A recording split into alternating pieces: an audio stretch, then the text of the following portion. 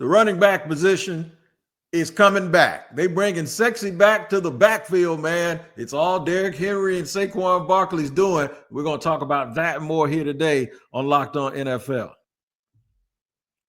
The barbershop is open and Tony Wiggins has a chair for you. He's ready with some real NFL talk.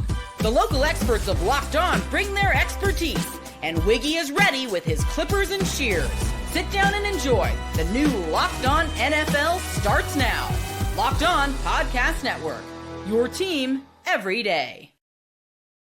That's a fact. It is your team every day here on Locked On NFL. We thank you for making us your first listen, and we appreciate you joining us, whether you watch podcasts or listen to them. We're glad that you take some time to spend some time with us here on Locked On NFL. Today's episode is brought to you by FanDuel. Right now, new customers can get $200 in bonus bets when your first $5 bet wins.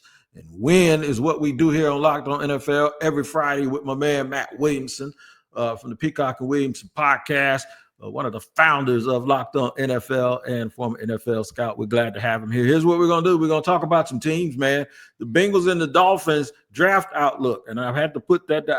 I almost had a problem trying to figure out what I was going to say because those are two teams that are kind of like in la-la land, like a napkin in a windstorm. So we're going to talk about their draft prospects at the end of the show, right smack in the middle. Why do I think the Patriots are in a good spot to draft best player available? Well, maybe because they need a whole bunch, and there's a whole bunch of what they need. So I'm going to be sitting right there at number 4. But we are going to start at the very top with the running backs position and how popular they are. There have been mocks that had 2 running backs going in the top 10. I mean it, Matt. Yeah, I've seen it. There have been 2 going into the top 10. And Ashton Jeanty had his workout and looked like a combination of Emmitt Smith and Saquon Barkley in shorts. I still don't know how fast he is, but he looks pretty fast on tape. What do you think about the running back position, the state of the running back position in the NFL, and what it means for the draft?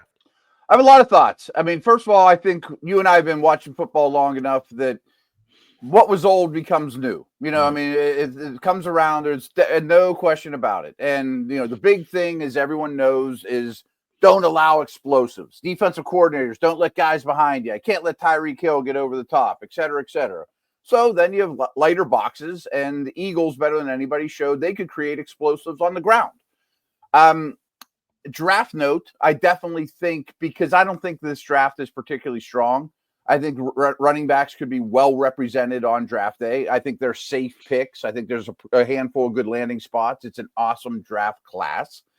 I know that some people still believe running backs don't matter, so to speak, but I'll tell you who does think they matter. Coaches on game day. Whenever it's you're in Cleveland and the wind is flying around and it's a tight game and it's mucky weather and you have a really good back, your head coach and offensive coordinator certainly appreciate it as their ability to pick up a blitz and do the little things. That being said, Wig, I mean, I don't want to go too far because you're not going to convince me that if Tennessee held on to Derrick Henry and the Giants held on to Saquon Barkley, that they'd be competing for titles and not the Ravens or Eagles. You know what I'm saying?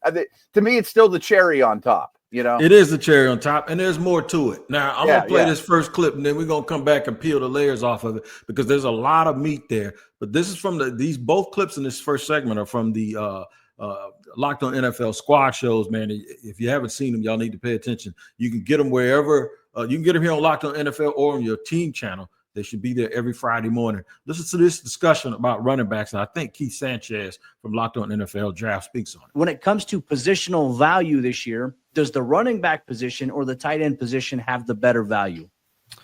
I'll say the running back position, just because I just did this exercise at Locked On NFL Draft, right? Me and Dame, we ranked our top 10 running backs. And then when I put the list together, I hated it because I left off like 6 guys that I really wanted to put on the list, right? And I think it just goes that deep. I think you're talking about 15 to 20 running backs to where if they get the right opportunity, they can be good starters that come out of nowhere. I think about, and I know Aaron is going to remember this, but just remember the years of Devontae Freeman, right? I feel like he came out of nowhere for teams, and then he had a stretch where he was one of the best running backs in the NFL, and there's probably 10 to 12 guys that I can say could potentially have that type of career arc to where they're one of the better running backs in the NFL. So I'll definitely say running back.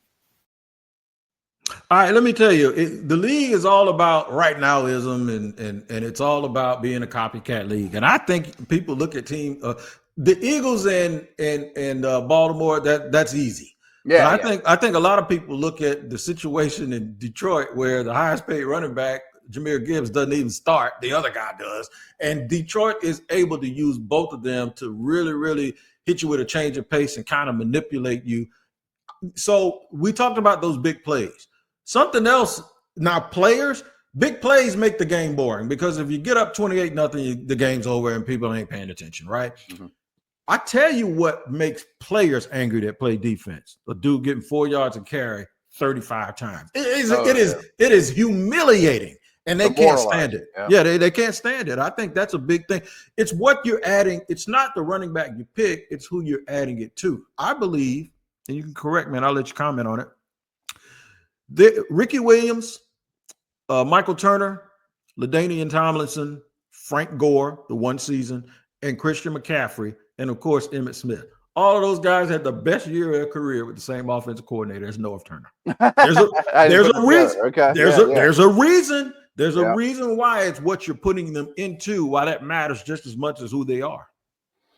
That's extremely well said. And that's not even giving any credit to who's doing the blocking too. You know, I mean, when in doubt, give me an extra offensive lineman. And I say extra because if I need 7 good ones, I want 8. If I want to take 10 good ones to camp, I want 11. You know, I mean, like that's a big thing I believe in is just give me that extra offensive lineman because there's such a shortage where I don't feel that way as running back. I mean, I can live with Joe average replacement guy if my blocking's great, but you throw Emmett behind that line, we saw how that works. You start hoisting Lombardi's, you know, and you talk about wearing teams down.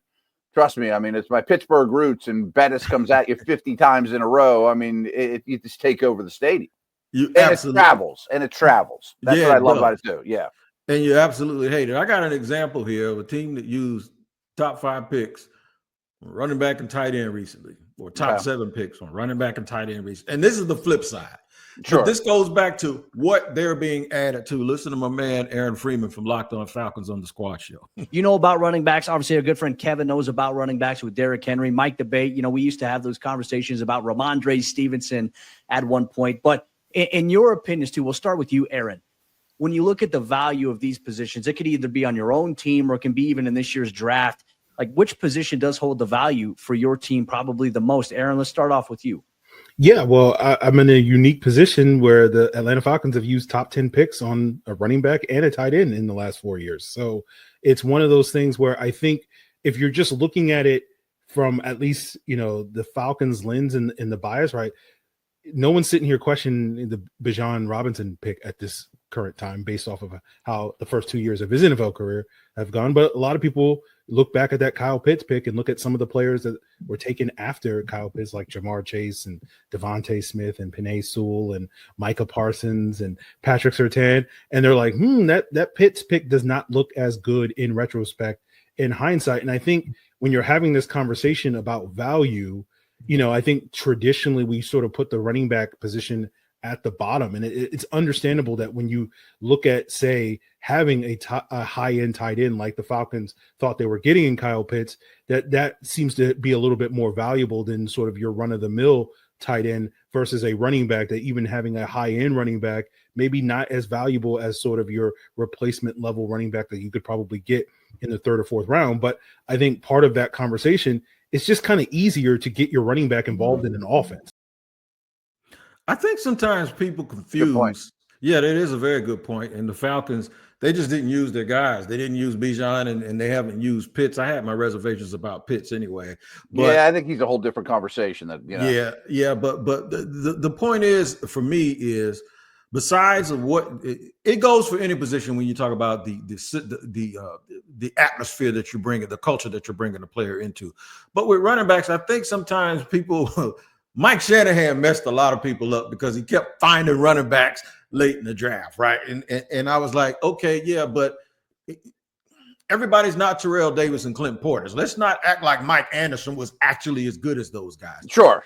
And just like this year, the 49ers, yards-wise, didn't miss a beat, but impact on the game, they absolutely, it's different when it's not Christian McCaffrey in the back. And I think sometimes people think that just because you can find a running back late, they confuse that there's no disparity in the talent between a first-round running back and a fifth-round running back, when basically what's happening is it's easier for a running back to adjust to the pros because he's been running his whole life and is really, really instinctive.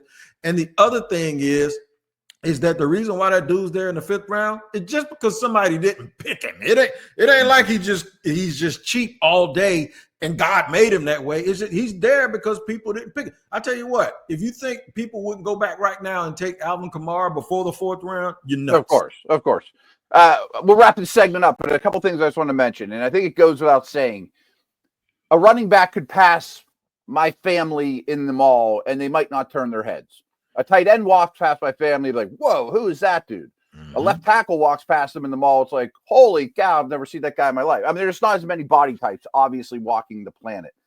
And Peacock and I talk about this a lot. Like, the Niners are a perfect example. The McCaffrey is a great example because they're so star-studded. Peacock often mentions that if I had to take one guy out of the lineup, out of Warner, Bosa, Williams, Purdy, McCaffrey, he would take out McCaffrey. But he's also the first to say, boy, we got so much better after that trade, and it was worth every penny. You know what I mean? Yep. And I love the point of you can get running backs involved easier than tight ends. Yeah, and we're going to get into more of this later when we look at draft picks and we look at positions. It's just like little pieces on a chessboard. And what we forget about is heart. And we forget about Emmitt Smith playing with a separated shoulder and catching a fourth down pass down the sideline with one hand. These guys are not just draft positions, and they're not just pieces. They have individual character like Saquon Barkley that makes them who they are. We'll discuss that and more in just a second here on Locked On NFL.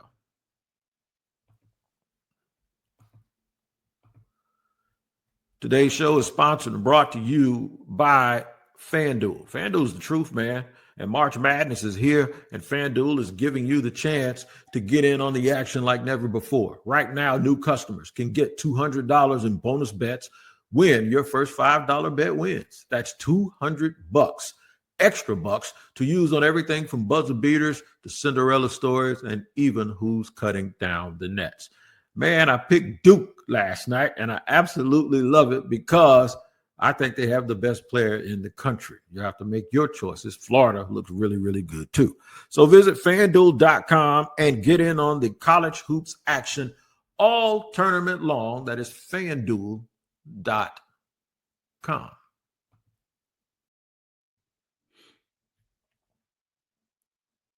A lot of draft talk here today on Locked On NFL. Well, because it is the season and the reason for a lot of the discussions going on around the National Football League. There's so much talk about the draft and when it starts. I don't know about you. I think Cam Ward is number one with a bullet. And they can go ahead and start negotiate with him as far as I'm concerned. Cleveland is a weird spot. And I've discussed that all week, so I'm not going to really talk about them too much today. But it looks like it's headed towards the Shedeur Sanders area. The Giants now taking visits with Travis Hunter, and them needing to get box office back into that building after they let box office go twice. Now we get to the Patriots. I wasn't a big Drake May fan. I was wrong. I was dead wrong. How much does having that quarterback, Matt, in your opinion, change your strategy? Because there's always this thing like you really got to build it up before you get a quarterback. Well, guess what? You got a quarterback who's shown you what you can do. Do you now provide weapons or a security force or a defense for that young man? Well, I love what they did in free agency defensively. I mean, I think they took great strides there. They still have so much cap space that they could hardly spend, but over the course of the next 6 months, they still can filter some of that out. Unfortunately, they don't have anybody on their own roster to give it to because it's so bad. I mean, you can't just invest in your own. So in terms of not talking about position value, but just grading the players in this draft, I think Hunter is number one. I think Gentry's number two. And I think Ward is clearly the best quarterback. I think there's a big drop-off after Ward. And Ward's going first because he's a quarterback, and he should go first. But now, to your point, I think the Patriots, if Sanders, who I think is going to be a fine pro, but he's not for me, and I would not take him in the top 5.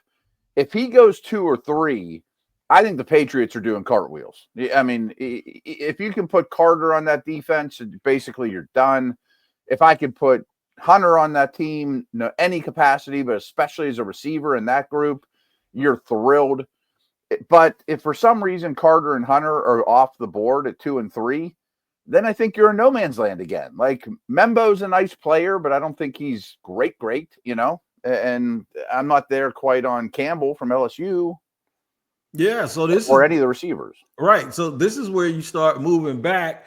And now that you say never, never land, you know what I think that means? Tyler Warren. They're used to a big tight end up there, and that's a safety valve for a quarterback. But I tell you what they have, man. They got some. Let's not forget who the offensive coordinator is. I mean, that's what he wants to do anymore. But that's what he wants to do. Mike Debate was on the Squad Show, and Mike's going to tell you why they got a hangover, man, about wide receivers being chosen early in New England. You can't let this affect you. No. But I know it, but they do, man. I'm going to let Mike play it, and then we'll come back and discuss it. Mike Debate, Locked On Patriots. Obviously, as Mike Vrabel looks to build this team the right way here, taking over as head coach around Drake May. What is one position you think that the Patriots should avoid here in the draft? I think the Patriots need to go best player available. I don't think there's any position that they should avoid. I mean, obviously, you've got your quarterback of the future, so you're not going to be in that market. But I really do believe that the Patriots could help themselves by taking pretty much anybody at this point. If they are gifted the opportunity to get a generational talent like an Abdul Carter or Travis Hunter, you take that with both hands and you figure out the best way to use that type of talent on your team. But you could take someone on the defensive line because the Patriots still need help there. Obviously, their glaring hole is on the offensive line right now, especially at left tackle. That may be their best option in order to invest high-level draft capital to be able to fill that. My listeners right now are probably screaming at whatever device they're listening to and saying, don't take a wide receiver in round 1. There's still snake bit from N'Keal Harry a couple of years ago. This goes all the way back to 2006 when Chad Jackson was a first rounder for a second rounder for the New England Patriots. It just hasn't worked out well taking that type of draft capital and investing it in a receiver. But you've got some guys in that room now that can be elder statesmen, maybe give you the opportunity to groom some of these young talents.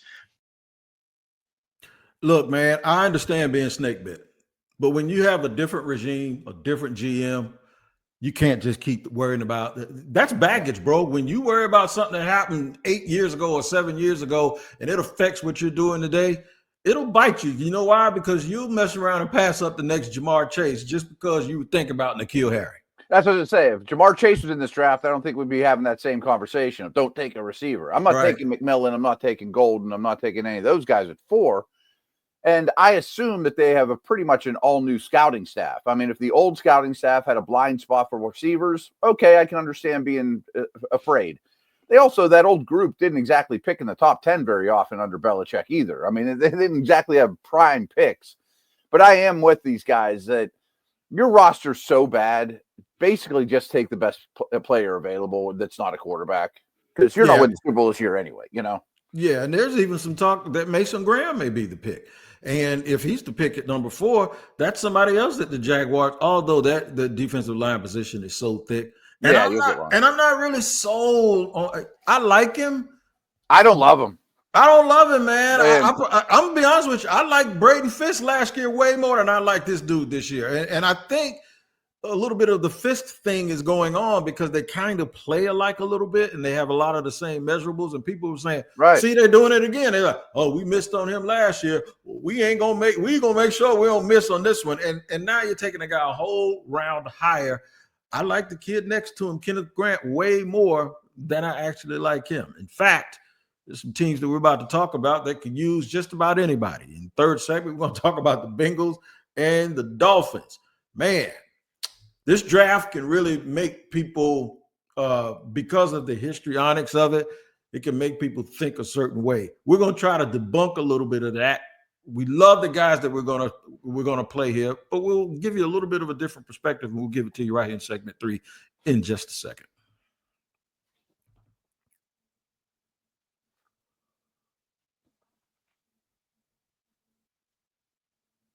All right, let's get to it. The Bengals and the Dolphins. When I keep doing these mock drafts, I keep looking at both of these teams like, they could literally just do about anything. Well, the Bengals, we know they don't need a quarterback or a wide receiver. The Dolphins don't need a quarterback or a starting wide receiver.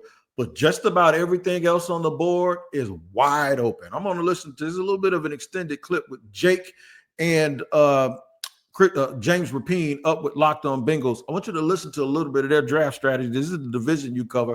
And when we come back, we'll talk about what the Bengals probably need to be doing. The more I look at this class, the more guys I watch, the more I think, man, this draft has a lot of players that you'd love to draft in the second round. Has a lot of players you'd love to draft in the third round. Yeah. Has a few players you'd love to draft in the top 5. But not a whole lot of players you'd like to draft between, say, I don't know, picks 16 and 32 or 16 and 25. Maybe there's some guys you feel great about at the back of the first round. But the Bengals pick at 17, which both opens up the world of possibilities and creates some challenges when you try to pick who some ideal options would be for the Bengals with their selection. Yeah, I think that, and I'm gonna say this a lot. People are probably going to get sick of it, but a lot of people are probably viewing the best option available. I'm a big best player available guy, of course. The best option available, a lot of people are probably going to say trade down, add more value, get another day 2 pick where you can really hammer that part of the board. You know, players 25 through 80. And if you 81, and if you can get 3 picks in that range versus one at 17, one at 49, one at 81, if you can add another one by moving back to 25, and now you're picking 49th and 55th and 81st, like, you feel really darn good, I think. And I don't know about the trade value there, but my point is if you could add another top-ish pick on day 2, that would be ideal. Let me tell you something I said the other day that'll talk about this best player available. Y'all keep letting these dudes get by because y'all don't think that, and I'm not talking about the two guys from Locked On Bengals. I said that Booker, the guard from Alabama, and Donovan Jackson, they're going to be sitting right there at the end of the first round, and Baltimore and Philadelphia are going to figure out a way to get them on the team, and y'all going to be sorry for it. They do this every single year, and there's just these teams that just sit back at the back of the draft and go, just go ahead. And you wonder why they end up at the back of the draft every year. Right? And you wonder why. You know the Bengals. You know the Bengals. Sure. How do you feel? I subscribe to the let's get more bites at the apple, especially if your roster is constructed a certain way. But sometimes you got to remember, man, that these dudes they have character, they have heartbeat. Mm-hmm. You're bringing a person into your organization. Yeah, that's a great point. And the Steelers pick a couple spots after the Bengals. They don't have a second round pick after DK Metcalf. So we talk about this a lot on the Steelers show of, man, I'd love to move back 7 or 8 spots, pick up a second round pick, because I'm with these guys that there's a lot of guys that I would love to draft in the round 2 that I'm not as excited about at the 14th pick, the 20th pick, etc. Easier said than done. I don't know who people are going to trade up for in this draft. I mean, who's begging to get to Steeler Bengal land in the mid to late first round? Who are those players that everybody wants to trade up for? And I know this isn't what you asked me, but we're going to talk Dolphins. It's been kind of dawning on me since we hit record on this podcast. Those 2 teams, I think it's kind of genius of you to lump them together, because I'll take anything on defense for either one of those teams, and I'll take anything on the offensive line for either one of those teams. You know, it's like the exact same team needs. They should have the same warm room. Yeah, and guess what? Ain't neither one of them got no money either, because they paying all them people at quarterback and wide receiver a whole bunch of stuff. And so these 2 teams probably are move back and get more bites of the apple type, especially like one thing that drives me crazy, and you can straighten me because you've done this for a living. People say I got 15 first round grades. I'm like, I got 32. You know why? Because there's 32 people picking in the first round. I just go top 32 guys. I don't care if we get to 17 and we go, he has a second round grade. Because you know why? He ain't in another draft where he's going to be going in the second round. He's in this one. So you got to figure out how to get the guys. You got to prioritize these guys. Now, if you don't think there's a big difference between the guy at 17 and then the guys from 50 to 75, by all means, move back and bunch all of those picks together. But I do sometimes get perturbed by the fact that everyone looks at picks like squares, but they do all of these interviews and they ask all of the people at the guidance counselor's office in high school who the person is that they're bringing in and what kind of football character they have. Yeah, a ton of great points there. And I definitely think you need to look at the draft from a GM perspective and see where the pockets are. Okay, I'm on the edge rush, group here, and 4 of them would all be suitable. I've done my homework on all of them. They're all on the board. I could probably move down 7 spots and get one of the 4 still without any problem. And an exercise I urge everyone listening to do, and it's obviously a lot easier when you're picking high, but again, I always use the Steelers as an example. My apologies, but they picked 21. So what we always do a couple of weeks before the draft is if the wrong 20 went off the board, and they won't, who would you be stuck with at 21? What's the worst case scenario? List your true 21 for your favorite team that you're listening. And chances are you'll probably get a guy, the 10th guy. You won't get the 21st because, again, just talking Steelers, they have Watt, they have Highsmith, they have Herbig. They're not in the edge market. So every time an edge defender falls off the board, you get one step closer to the guy you like. You know what I mean? You're never going to get number 21. The Jags might at 5, but the Chiefs aren't at 30 or whatever either. I mean, you're going to get number 17 for the Chiefs. Yes. And it gets pretty quick. It's hard to get to that number when you're the playoff team too. Like, man, who's my 21st guy through their eyes? I mean, I don't need a center, so they're all gone. I don't need an edge, they're all gone. I don't need a safety, they're all gone. It's pretty eye-opening. I told people the Jaguars, if things go the way that we thought or that we think now, if those 2 quarterbacks go anywhere before them, I said they're not picking 5th, they're picking 3rd because they got trouble. Right. So they got trouble. Right. And that's what you're picking 3rd. That's just the way you got to see it. So if they're a list of 5, well, number 5 gets scratched off, the second Ward gets picked, and number 4 gets scratched off, the second Shador gets picked. So and I've heard teams having multiple boards. The other board is for guys that are talented, but you don't have any room for them. But those are guys that people may want to come up for. So you try to establish the value and see where you can move down and still get the guy that you want. Miami needs a whole bunch of stuff. We're going to hear from my man Kyle Krabs here right now from Locked On Dolphins. But I think the first thing you have to do, and I think this is what makes this class of draft picks very, very compelling. The Dolphins pick 13th. And if you asked me today, unquestionably, who is on the board and who is off the board when the Dolphins pick at 13, and how short is that list of players that you can just strike off and say, yeah, it's not going to happen, right? I don't know how long this list is because you can do mock drafts that have, and you saw it this past week, Shedeur Sanders is QB2 and he makes it to Pittsburgh at 21. You can do mock drafts that have Kenneth Grant, the defensive tackle from Michigan, sliding into the 30s. You saw that with both Daniel Jeremiah, and you saw that with Mel Kiper last week.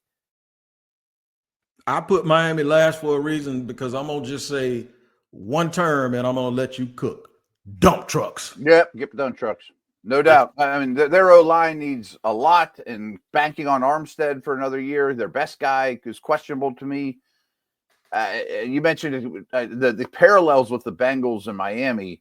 If you look at the Bengals defensive ends, their edge guys, and you look at Miami's defensive tackles, just pull up Arlad's depth chart. It's frighteningly thin right now. I mean, not to mention, I don't know that the rest of either one of those defenses couldn't use five new starters too. I mean, so I'm done with speed. Miami, please stop taking running backs that run a 4-3.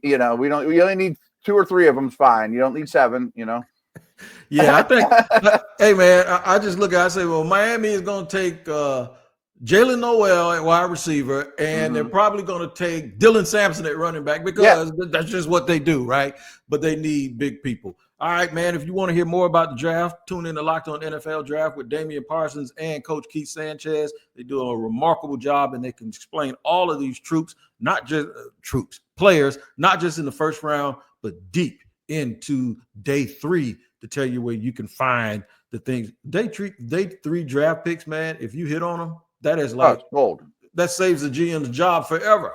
He just said, "No, look at that guy. I got a Hall of Famer in round 6." So there you go. It could change the total future of your team. Just think about Tom Brady and how many people are eating A5 Wagyu tonight because they were on a team with Tom Brady or they helped choose Tom Brady. I'm going to eat me some A5 Wagyu, and I know Matt's going to do the same thing, man. Y'all take care. We'll see you next time here on Locked On NFL.